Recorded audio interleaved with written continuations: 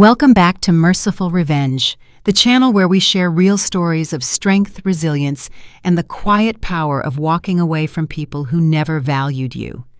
If you are new here, make sure to subscribe and hit that notification bell so you never miss a story. Today's story is one that will stay with you long after you finish watching. It is called My Mom Treated Me Like I Didn't Exist for Years Until I Sold My Company for $250 at Christmas. I grew up in a house where I was invisible. Not in a dramatic way, not with screaming or violence, but in the quiet, devastating way that makes you question whether you even exist at all. My mother had 2 children, but she only ever saw one. My brother was the center of her universe, the one she bragged about, the one she believed in.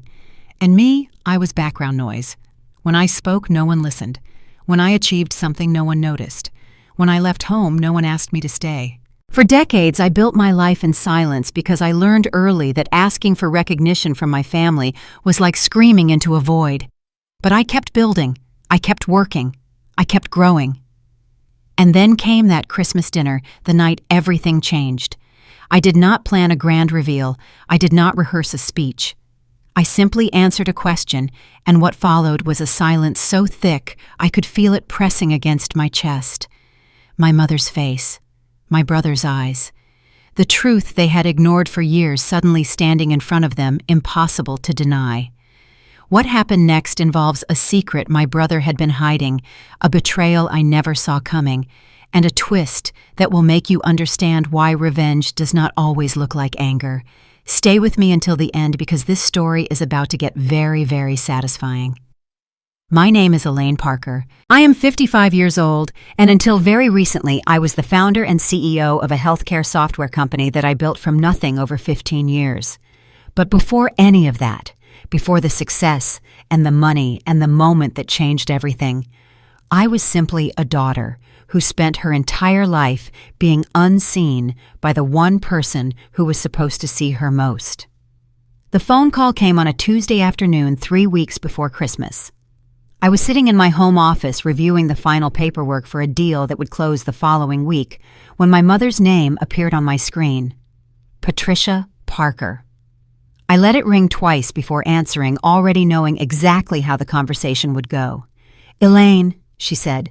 "Not hello, not how are you, just my name, like she was checking off a task. I suppose you should come for Christmas dinner this year. It wouldn't look right if the whole family wasn't there." That was it. No questions about my life, my health, my work. After 33 years of living on my own, my mother still spoke to me like I was an inconvenience she had learned to tolerate. I told her I would be there, and she hung up without saying goodbye. I sat with the phone in my hand for a long moment after that call, and my mind drifted back to all the years that had built this distance between us. I remembered being 12 years old, standing in the kitchen holding a trophy I had just won at the regional science fair. I had placed first in the entire county, beating students 2 and 3 years older than me. I was so proud, so certain that this would be the thing that finally made my mother look at me the way she looked at my brother Michael. But when I came home that day, the house was empty. Patricia had taken Michael to his baseball game, a regular season game that meant nothing, not even playoffs. When they finally returned hours later, I showed her my trophy with trembling hands. She glanced at it and said, "That's nice, Elaine. Put it in your room." That trophy sat on my shelf for years, collecting dust in the darkness, while Michael's participation ribbons hung in the living room where everyone could see them. That was the day I first understood that no matter what I achieved, I would never be enough for her.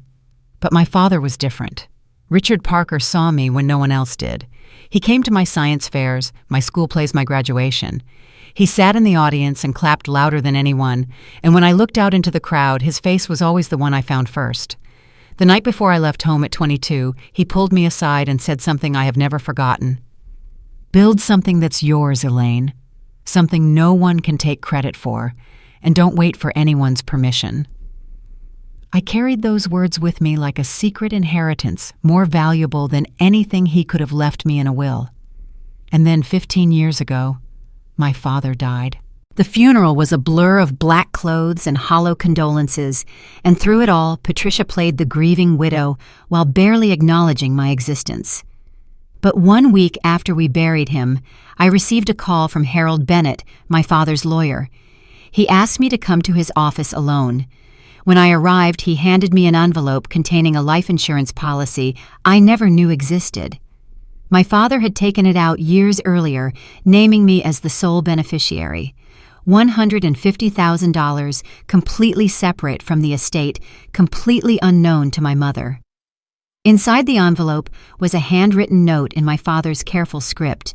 It said only this: "This is your foundation. Build on it." For 15 years, my mother assumed I was somewhere struggling, too proud to come home and admit I had failed. She had no idea that the money my father left me had already become something she could not begin to imagine. The day I deposited that $150,000 into a new business account, I sat in the parking lot of the bank and cried for the first time since my father's funeral. Not because I was sad, but because I finally understood what he had done. He had given me permission to become someone, and he had made sure my mother could never take credit for it or tear it down. That money was not just an inheritance. It was his final act of faith in me, and I swore I would not waste it. I had spent the weeks after his death thinking about what kind of company I wanted to build, and the answer came to me one night when I could not sleep. I kept replaying the last months of my father's life, the chaos of his care, the way information seemed to fall through the cracks between doctors and nurses and specialists. One hospital did not know what the other had prescribed. Test results were lost. Appointments were scheduled on top of each other. I watched my father, a man who deserved dignity in his final days, become a file that no one seemed to be reading. And I thought there has to be a better way. That was how MedTrack Solutions was born. I used my father's money to hire 2 developers and rent a small office space, and together we began building software that would allow hospitals to track patients across departments, across facilities, across entire healthcare networks. It was not glamorous work. For the first 3 years, I barely paid myself a salary. I worked 16-hour days, learned things I never thought I would need to know, and failed more times than I can count. But I kept going because every time I wanted to quit, I heard my father's voice telling me to build something that was mine. By the 5th year, we had our first major hospital contract. By the 10th year, we were serving over 100 facilities across the Midwest. And by the 15th year, the year I turned 55, MedTrack Solutions had grown to serve more than 200 hospitals, and a major healthcare conglomerate had approached me about an acquisition. The number they offered was beyond anything I had ever imagined: $250 million. I spent 3 months negotiating the terms, making sure my employees would be protected, making sure the mission of the company would continue. And 1 week before Christmas, I signed the final paperwork. It was done. Throughout all of this, I never told my family. Not a word, not a hint. Some people might think I kept my success secret because I was ashamed or because I wanted to surprise them. But the truth is much simpler than that. I knew exactly how they would react no matter what happened. If I had failed, my mother would have said she always knew I was not cut out for business. She would have reminded me that I should have stayed closer to home, should have been more practical, should have listened to her. And if I succeeded, she would have rewritten history entirely. She would have told everyone that she always believed in me, that she encouraged me, that my success was somehow a reflection of her parenting. Either way, my story would have become hers to tell. I refused to give her that power. My silence was not about hiding. It was about protecting something that belonged only to me. The only person from my past who knew the truth was Harold Bennett. After my father died, Harold had reached out periodically to check on me, and when I started the company, I asked him to become my corporate attorney. He agreed without hesitation. Over the years, Harold became more than just my lawyer. He became a witness to everything I built, the one person who could confirm that I had done this alone, without help, without family support, without anyone clearing the path for me. When I called him after signing the acquisition papers, he was quiet for a long moment before he spoke. "Your father would be proud," he said. "But more importantly, Elaine, you should be proud of yourself." I asked him to come with me to Christmas dinner, and he did not ask why. He simply said yes. I think he understood that I needed someone there who knew the truth, someone who could stand beside me when the moment came. In the weeks leading up to Christmas, I thought about my brother Michael more than I had in years. 18 months earlier, I had received a phone call from Linda Morales, a woman who had been friends with my mother for nearly half a century. Linda and I had always had a cordial relationship, distant but warm, and she occasionally reached out to share news about the family that my mother never bothered to tell me directly. During that call, Linda mentioned that Michael had been stressed lately, something about his business not going well. She did not have details, and I did not ask for them. At the time, I felt a brief flicker of something that might have been sympathy, but I pushed it aside. Michael had spent our entire childhood basking in our mother's attention while I stood in the shadows. Whatever problems he was facing now, he would have to solve them himself. What I did not know then, what I would not discover until much later, was that Michael had already learned about my success. 2 years before that Christmas, he had heard my name mentioned in business circles, and he had done his own research. He knew about MedTrack Solutions. He knew about the hospital contracts. He knew that his invisible sister had built something far bigger than anything he had ever accomplished. And he had made a calculated decision to hide this information from our mother. If Patricia found out that Elaine, the daughter she had dismissed and ignored for decades, had become more successful than Michael, the golden child, it would destroy the narrative that had defined our family for 50 years. Michael could not let that happen, so he stayed silent, hoping that somehow, some way he could fix his own failing business before anyone discovered the truth. But Michael's company was beyond saving. His manufacturing business had been bleeding money for years, and 18 months ago, it had finally collapsed into bankruptcy. He had hidden the severity of the situation from everyone, including our mother, maintaining the illusion of success even as everything crumbled around him. 6 months before Christmas, a buyer had come forward to acquire what remained of his company, saving his employees from unemployment and giving Michael just enough to avoid complete financial ruin. He never knew who the buyer was. The acquisition had been handled through layers of attorneys and holding companies, and Michael had simply been grateful that anyone had been willing to take the mess off his hands. Michael had spent 2 years hiding my success from our mother, terrified of what it would mean for his place in the family. What he did not know was that his own failing company had been bought 6 months ago, and the buyer was closer than he ever imagined. Christmas morning arrived with a cold gray sky and a silence in my chest that felt almost like peace. I dressed carefully, choosing a simple navy dress that I had owned for years. Nothing flashy, nothing that screamed success. I was not going to my mother's house to impress anyone. I was going to close a chapter that had been open for far too long. Harold picked me up at noon, and as we drove through the quiet streets toward the house where I had grown up, he glanced at me and asked if I was ready. I told him I had been ready for 15 years. I just had not known it until now. The house looked smaller than I remembered, the paint fading in places, the garden less tended than it used to be when my father was alive. Patricia greeted us at the door with a smile that did not reach her eyes, her gaze sliding over me and landing on Harold with obvious curiosity. She had not expected me to bring anyone, and I could see her recalculating, trying to figure out who this man was and why he mattered. I introduced Harold simply as my attorney and longtime friend, and Patricia's eyebrows lifted slightly before she ushered us inside without further questions. The living room was decorated for Christmas, the same ornaments I remembered from childhood, hanging on the tree, and for a moment I felt like I had stepped back in time to a place where I had never belonged. Michael was already seated in the living room with his wife, and Linda Morales was there as well, nursing a glass of wine by the fireplace. Michael stood when I entered, but he did not meet my eyes. His handshake was brief, his smile forced, and I noticed the tension in his shoulders, the way his jaw tightened when Harold took a seat beside me. He knows, I thought. He has known for 2 years, and he is terrified of what today might bring. But I said nothing. I simply smiled and accepted the glass of wine my mother handed me, settling into the familiar rhythm of being overlooked. Dinner began the way every family dinner had begun for as long as I could remember. Patricia dominated the conversation, steering it toward Michael's accomplishments, his business, his plans for the future.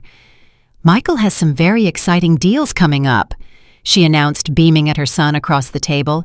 "He's been working on expanding the company. Haven't you, Michael?"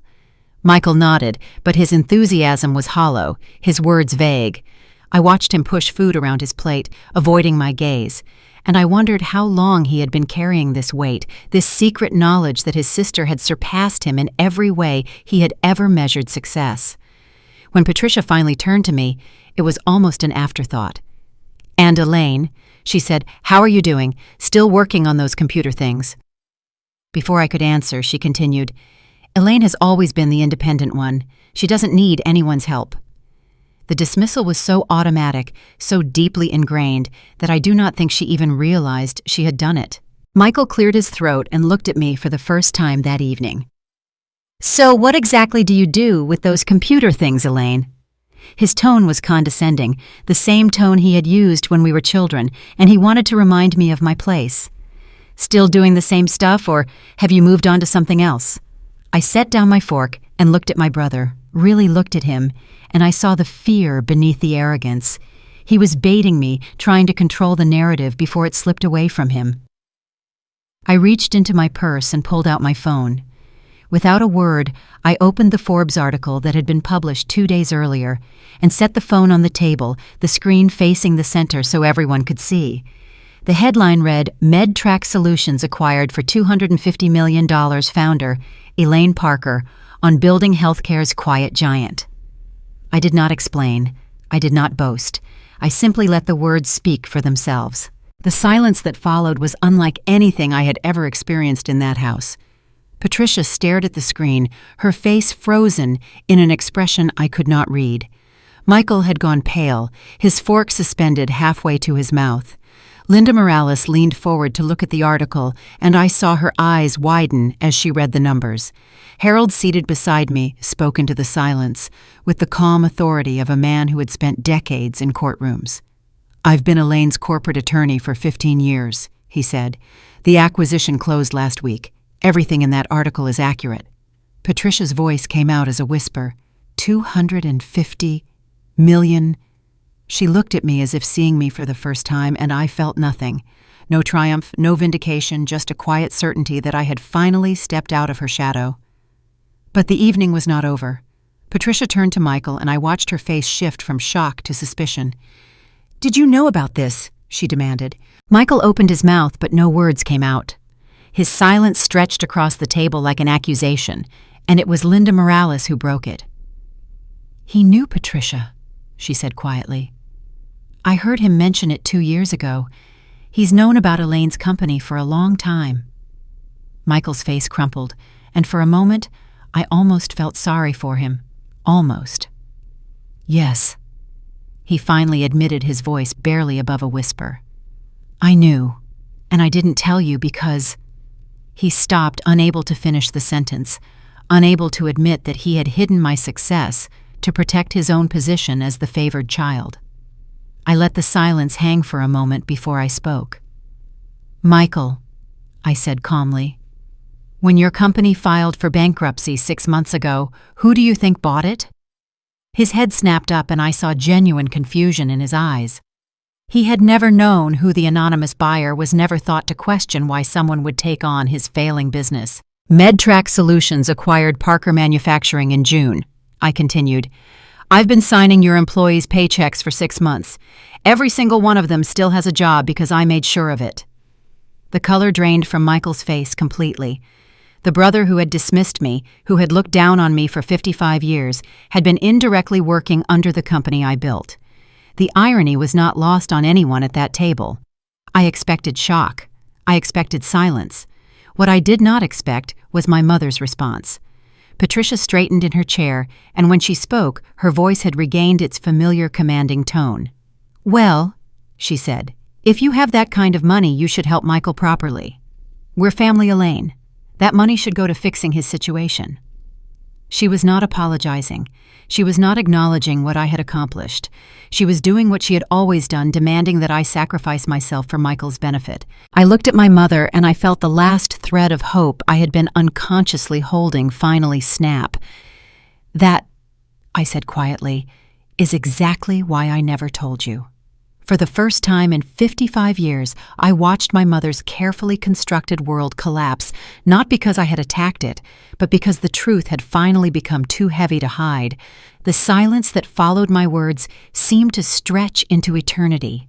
I watched my mother's face cycle through emotions I had never seen her display so openly: shock, giving way to confusion, giving way to something that looked almost like fear. For the first time in my life, Patricia Parker did not have a response ready. She sat at the head of her own table, surrounded by the Christmas decorations she had so carefully arranged, and she had nothing to say. But it was Michael who moved first. Without a word, without a glance at anyone, he pushed back his chair and stood. His wife reached for his arm, but he shook her off and walked toward the front door. We all heard it open and close, and then there was only the sound of his car starting in the driveway, the engine fading into the distance. He did not slam the door. He did not shout or defend himself or make excuses. He simply left, and his silence was more devastating than any outburst could have been. The golden child had nothing left to defend, and everyone at that table knew it. Patricia recovered faster than I expected. Within minutes, she had straightened her shoulders and lifted her chin, and I could see her mind working, searching for a way to regain control of the narrative. "Well," she said, her voice carefully measured, "I always knew Elaine had potential. I just didn't want to pressure her. Some children need space to find their own way, and I gave her that space." She looked around the table as if expecting agreement, as if she had just delivered a perfectly reasonable explanation for 55 years of neglect. I felt Harold tense beside me, but before either of us could respond, Linda Morales set down her wine glass with a soft click that somehow silenced everything else. "Patricia," Linda said, her voice quiet but firm, "I've been your friend for 45 years. That's not what happened, and we both know it." She did not elaborate. She did not list examples or recount specific incidents. She simply stated the truth in one sentence and let it stand. Patricia's face went pale, and for a moment I thought she might argue, might try to defend herself against her oldest friend. But Linda's eyes held steady, and something in Patricia seemed to crumble. She looked down at her plate and did not speak again for the rest of the evening. Harold and I left shortly after that. There was nothing more to say, no reconciliation to be had, no dramatic confrontation that would magically heal decades of damage. I hugged Linda on my way out, and she whispered in my ear, "Your father would be so proud of you." I thanked her and walked to the car without looking back.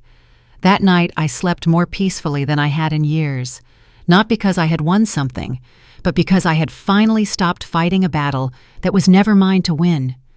I had told the truth, and whatever happened next was not my responsibility to manage. The next morning, Michael appeared at my door. I had not given him my address, but I was not surprised that he had found it. He looked like he had not slept. His clothes wrinkled, his eyes red-rimmed and hollow. When I opened the door, he did not try to push past me or demand entry. He simply stood on my porch with his hands in his pockets and said, "Can we talk?" I stepped aside and let him in, leading him to the living room where the morning light streamed through the windows. He sat on the edge of the couch like he was afraid to take up too much space, and I sat across from him and waited. For a long moment he said nothing. Then he took a breath and looked at me with an expression I had never seen on his face before. It was not arrogance or condescension or dismissal. It was desperation. "I know I don't deserve anything from you," he said, his voice cracking slightly. "I know how I treated you. I know what I did hiding what I knew about your company. But Elaine, I'm about to lose everything. My house, my savings, everything I built. It's all gone, and I don't know what to do." He paused, swallowing hard. "Can you help me? Just this once, I'll pay you back, I swear. I just need enough to get through this." I looked at my brother, this man who had spent our entire lives looking down at me, dismissing my achievements, basking in our mother's favoritism while I stood in the shadows. I remembered every science fair. He did not attend every graduation. He barely acknowledged every family dinner, where he talked over me like I was not even there. And I felt something I did not expect. Not anger, not satisfaction, not even pity. I felt clarity. "Michael," I said, keeping my voice steady, For 55 years you told me I was incapable. You told me I would fail. You watched our mother treat me like I didn't exist, and you never once stood up for me. You never once acknowledged that I might be worth something. And now you're sitting in my living room asking me to save you from your own failures." He flinched, but he did not argue. He could not argue because everything I said was true. "I'm not going to fund your mistakes," I continued. "I'm not going to write you a check so you can pretend none of this happened. But I will give you the name of a restructuring attorney, someone who can help you file properly and protect whatever assets you have left. What you do with that information is your choice." I wrote down the name and number on a piece of paper and handed it to him. He took it with trembling hands, and I saw tears forming in his eyes.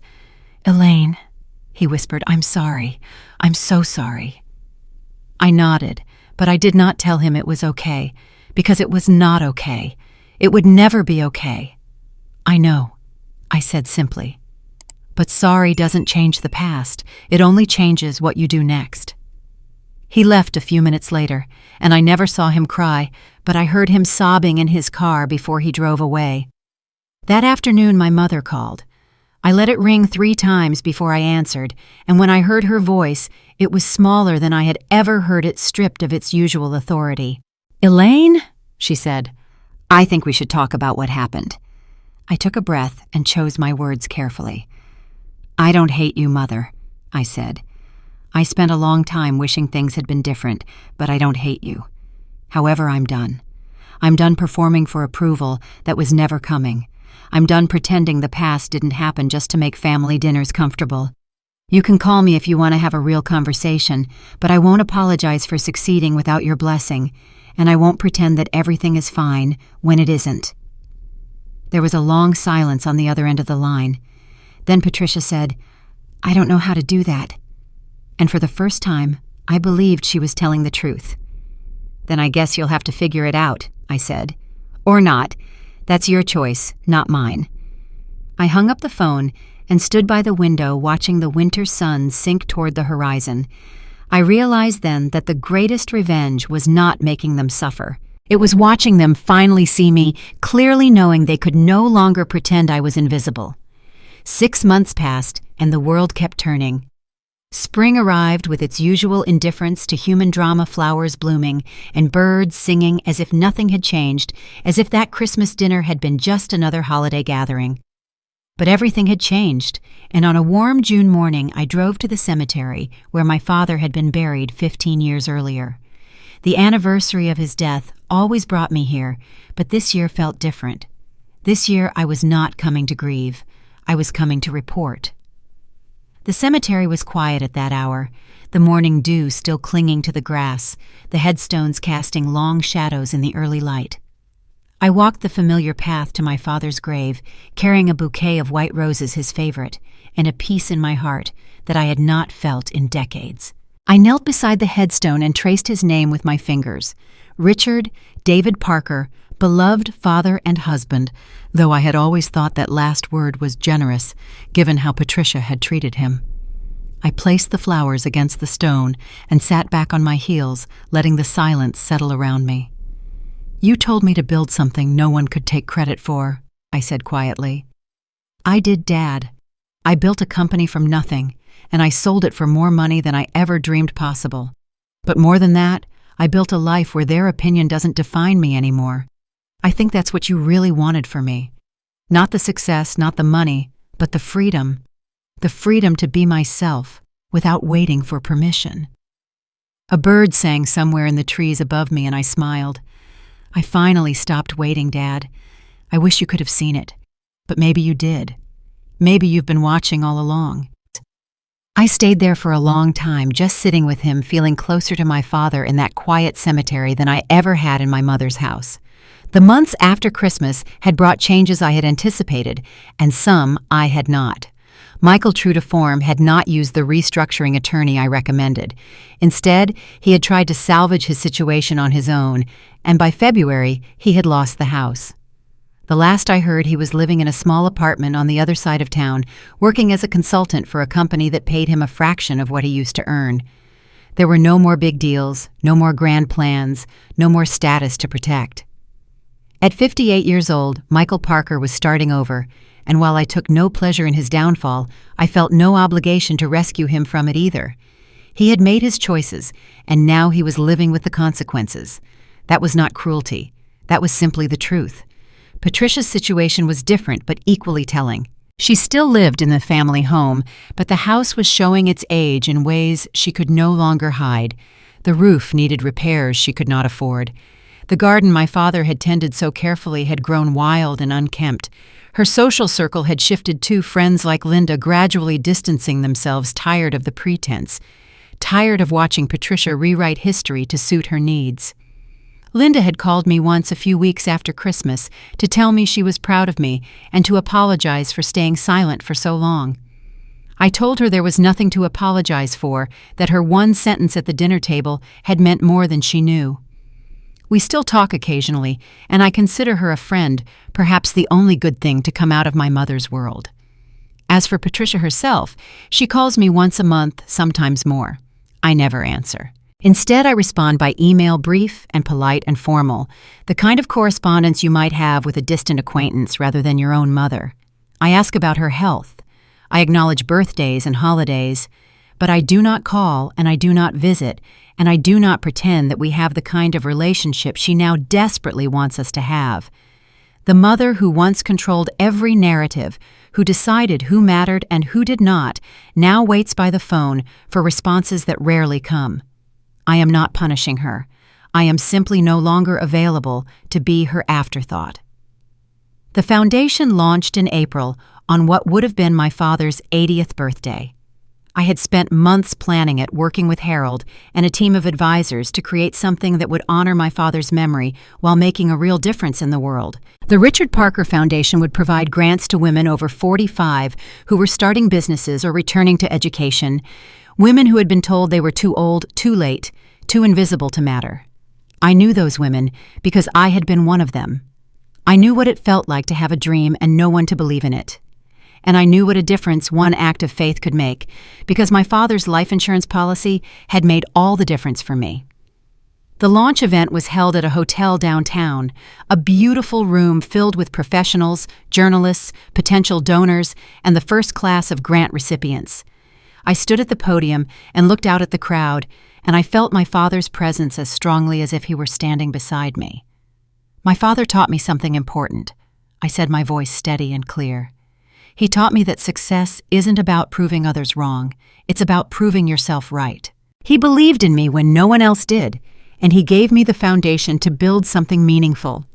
This organization is named for him, but it's not really about him. It's about every woman who was told she was too old, too late, or too invisible to matter. It's about every woman who has a dream and just needs someone to believe in her. My father believed in me, and now, through this foundation, I want to believe in you. The applause that followed was warm and genuine, and I saw tears in the eyes of several of the grant recipients. I had not cried in public since my father's funeral, but I came close in that moment. After the speeches were over and the reception began, Harold found me by the window looking out at the city lights. "Your father would be proud," he said, echoing the words he had spoken so many times before, but this time he added something new. "He always believed you'd get here, Elaine. He told me once years ago that you were the strongest person he knew. He said you just didn't know it yet." I smiled and blinked back the tears that threatened to fall. "I think I finally know it now," I said. Harold nodded and raised his glass in a silent toast, and we stood together in comfortable silence. Two people connected by a man who had seen the best in both of us. I looked around the room at the professionals, the journalists, the supporters, the women whose lives might be changed by what we were building here. My mother was not among them. My brother was not among them. I had not invited them, and they had not asked to come. And for the first time in my life, their absence did not hurt. It did not sting or ache or leave an empty space in my chest. It simply did not matter. I had spent 55 years waiting for my mother to see me, waiting for her approval, waiting for her to acknowledge that I was worthy of her attention. And then one Christmas, I stopped waiting. That was the day I finally became free, not because I proved them wrong, but because I no longer needed to. And that is where Elaine's story ends, but the truth it carries stays with us. I want to take a moment to share my personal thoughts on what we just witnessed. Elaine spent most of her life being invisible to the people who should have loved her most, and yet she never let that invisibility define her. She did not scream for attention. She did not beg for validation. She simply built her life brick by brick in silence until the day the truth spoke for itself. What I admire most about Elaine is not the money or the success. It is her dignity. She did not destroy her family. She did not humiliate them for sport. She simply stopped accepting less than she deserved, and she let the consequences of their own choices catch up to them naturally. That is the most powerful form of justice there is. If this story resonates with you, I want you to remember something important. You do not owe your peace to people who never valued it. You do not have to forgive those who have never apologized, and you certainly do not have to keep performing for an audience that refuses to see you. Setting boundaries is not cruelty. Walking away is not weakness. Sometimes the bravest thing you can do is stop waiting for people to change and start building a life that does not require their approval. Thank you for staying with me until the end. If this story touched your heart, please leave a comment below and share your thoughts. Have you ever had to set boundaries with family members who did not value you? I would love to hear your story. Make sure to subscribe and hit that notification bell so you never miss another video. Until next time, take care of yourself and remember you deserve to be seen by people who actually want to look.